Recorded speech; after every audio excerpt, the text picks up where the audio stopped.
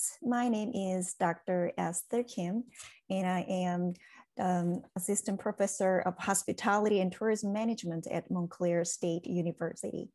And first of all, thank you so much for allowing me to present today.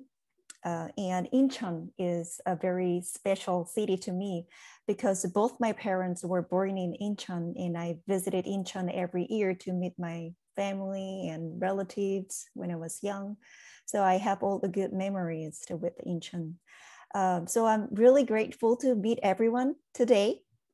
Today, I'm going to talk about the impact of COVID-19 on the hospitality industry, and I'm going to talk about how the industry is going to recover. The presentation is going to be about 20 minutes. So after that, you can ask some questions for the remaining 10 minutes.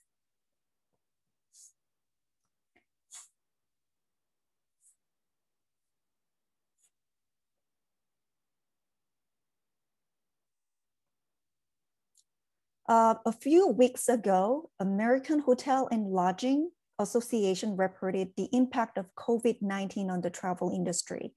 They illustrated the year of 2020 as the worst year in history. The impact of COVID-19 on the travel industry has been 9 times that of 9/11. So it was that bad. So today, I'm going to talk about the impact of the COVID-19 on the hospitality industry, including several sectors such as airline, cruise, and hotel industry. Then I will talk about the new paradigm that we were able to find during the pandemic. Then after that, I will discuss the positive views about how the industry will recover. And the outlook of the travel and hotel industry will be reviewed. So let me start with the impact of COVID-19. How bad was 2020 for global tourism? Around the world, international arrivals are estimated to have dropped to 381 billion in 2020. And it is down from 1.4 billion in 2019, and it was a 74% drop. In countries whose economies are heavily reliant on tourism, the plunge in tourism was and remains devastating. According to the recent figures from the United Nations Tourism Organizations, the decline in the international travel in 2020 resulted in an estimated loss of $1.3 trillion in global export. This figure is 9 times worse than 9/11, and the loss is 11 times than the loss that occurred in 2009, the global economic crisis. And unlike the global economic crisis, which only had a financial crisis, the financial impact, the COVID-19 pandemic has disrupted people's mobility and increased the financial pressure at the same time. So which results in historically low revenue and massive job loss and hotel closures across the country. The hospitality industry is one of the first industries affected by the pandemic, and it will be the last one to recover. Then let's look at how the pandemic influenced the specific market. In case of the airline industry, they experienced the historically lowest air traffic. And as you can see the graph on the left side, the global airline industry has increased in last decade. However, in 2020, after the pandemic, due to the coronavirus pandemic, the number of the scheduled passengers boarded by the global airline industry dropped to only 1.8 billion people. And according to the IATA, International Air Transport Association, global passengers traffic in 2020 fell by 65.9% as compared to previous year, 2019, the largest year-on-year decline in aviation in history. And another way to visualize the drop-off in the air travel last year is to consider the amount of carbon dioxide emitted by the aircraft around the world. So the CO2 emission. And worldwide emission from aviation fell by nearly 50%. So as you can see the graph on the right side, you can see the steep, and the figures represent the huge drop in the number of the travels, including domestic and international. And those numbers are expected to rebound, though the timing will depend largely on how long corporate and international travel remained sidelined. Let's take a look at the cruise industry. The impact of the COVID-19 on the cruise line was worse than any other industries in hospitality area because of its unique nature. So once passengers on board, they cannot be out of the cruise ships. So although there is no available accurate passenger data for 2020 yet, according to the publicly disclosed revenue data, all three major cruise lines experienced a steep decline in their revenue. And one of the biggest player, Carnival Corporation, showed a year-to-year decline of 99.5%. And the outlook remained bleak for the early months of 2021, because now the most cruise lines have canceled all sailings into May or June. The year of 2020 was the worst to the hotel industry as well. For the first time in history, the industry surpassed 1 billion unsold room nights, which eclipsed the 786 million unsold room nights during the Great Recessions in 2009.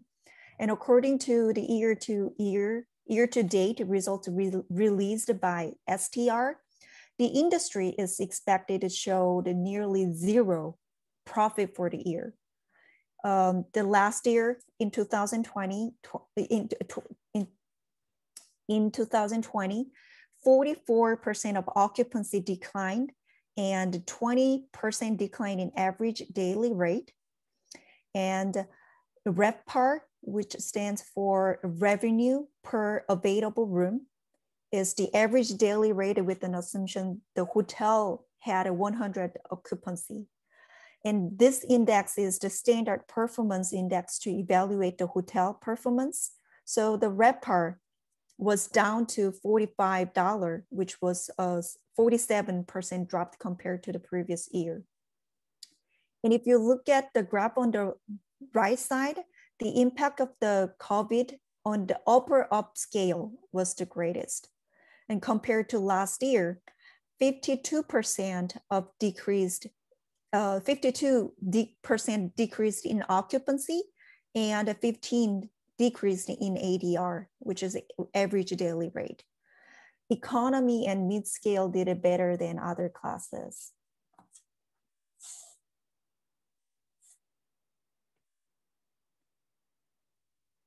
Amid the pandemic, the paradigm of the hospitality industry shifted. And we found a few new patterns, and perhaps the biggest change happening in the hotel industry since lockdown is the booking window.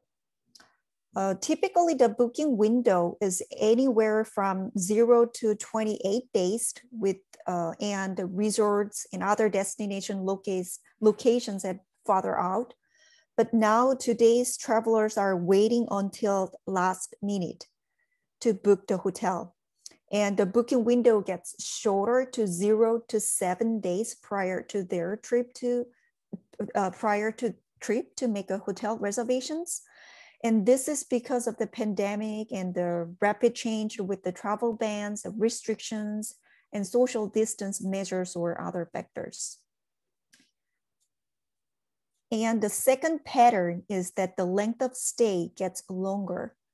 The average length of stay for the hotel rose 35% to 4.4 days into 2018 and 2019. And the trend accelerated in 2020 with the average stay up to 4.2 days. And travelers chose Airbnb as a long-term lodging options. The average length of stay in the United States in 2020 increased by 74%. And now people can work and they can do the school thing from anywhere right now through the virtual environments. So Airbnb sees more monthly stays. The last pattern is the new need for a hotel choice.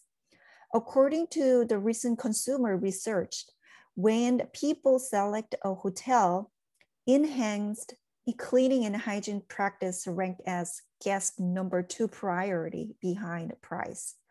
And the current demand that people prefer the place that they can maintain a social distance and minimize the contact with other random people. So as a result, the hotels focus on the security, safety, hygiene, cleanliness of the hotels as marketing points. Because we talk about some dark sides for now, and it's time to talk about some bright sides. So I will talk about how the industry is going to recover. The recovery of the travel industry is anticipated to take place in 3 phases. First, leisure travel. Number 2 is the small and medium events. And the third phase is group and business travel. And business travels still anticipate traveling significantly less for work in 2021 compared to normal years. And 24% expect to take 0 trip for work. However, among the frequent business travelers, 62% expect to travel more for leisure. So in other words, business travelers are driving the return to leisure travel. So the first phase of the recovery has been almost completely the domestic leisure travel. Prior to COVID-19, hotels had a similar occupancy pattern on Wednesdays and Saturdays. Wednesdays are the peak date for the business market, and Saturdays are peaked for the leisure market. During the lockdown, when travel and hotel stays were limited to essential workers, Wednesday occupancy outpaced Saturday occupancy. However, since last May, when the initial phase of recovery began, Saturdays have recovered by a large margin at a faster pace than Wednesdays. And it shows that leisure demand has recovered much faster than the business travel market. The second phase of the recovery is forecasted to resume in the second quarter of the 2021 with the small and medium events. And the business travel is forecasted to grow slightly in the second quarter of the 2021, assuming more widespread vaccine distribution.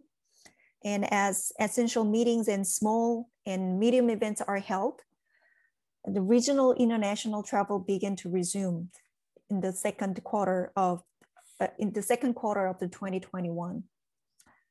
The large shifts in business travel are not projected until a vaccine is widely available globally. And the third phase of the recovery is expected to slowly begin to resume in the third quarter of the 2021 with the group and a business travel. And while the recovery will begin in 2021, the full recovery is not expected until 2024, as the business travelers come back to the hotel. And with continued restrictions and consumer unease, demand for business traveler is not projected to return to 2019 levels until 2023. So the room revenue is projected to take the 15 quarters to recover, which is the first quarter of the 2024. And in case of the hotel industry, the many US markets saw a healthy spike in the demand for the long weekend in February. And as you can see, the sharply defined demand upsticks located the right of the many states charted results. The demand improved during the weekend already started, so which is the bright sign. And prior to the pandemic, the hotel industry generated 168 billion in annual room revenue. And in 2020, hotel room revenue fell by nearly 50% across the US. And in 2021, it is anticipated to increase by 25 billion, but it is still 34% below the 2019 levels. In 2022, the room revenue is projected to rebound a bit further, hitting an estimated $144 billion. And if you look at the graph of the hotel occupancy in the United States for 2021 is expected to average 52%, which is an increase of 8.5% from 2020. And occupancy rates are projected to rebound more significantly in 2022, reaching 61%. And in terms of the recovery by class, economy hotels are expected to have the faster return to pre-pandemic levels, and luxury and upper upscale hotels to have the slowest. It is because that economy hotels' major targets include the segments of the demand that remains healthy despite the travel restrictions, such as the truck drivers or the extended stay guest. And also the better demand and the lower operating costs suggest that economy hotels will recover faster. In case of the luxury hotels, they need occupancy rates 1.5 times greater than economy hotels to cover the operating cost. So because of the low operating cost, economy class hotels will recover faster than any other class of the hotels. So the summary of the outlook is the half of the US hotel rooms are projected empty in 2021, but the full recovery is expected in the first quarter of 2024, with the leisure travel as the first returned, and the business travel is forecast to rebound in 2024, although it will be down through the April 2021. The bright side is the demand for the leisure travel is higher than ever.